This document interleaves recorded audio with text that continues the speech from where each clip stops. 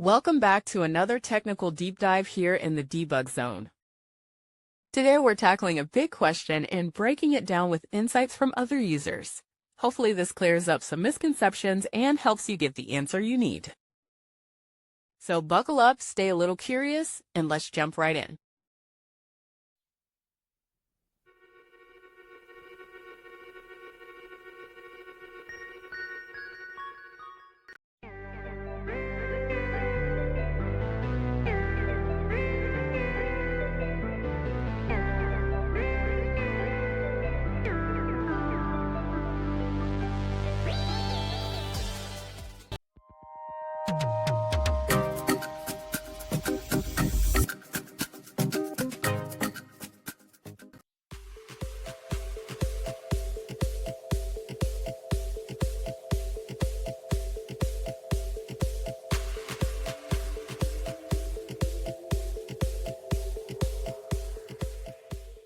And that's a wrap.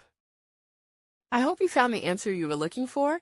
If you did, take a second to hit that subscribe button. It really helps out. And let me know in the comments which solution worked best for you. See you next time in the debug zone.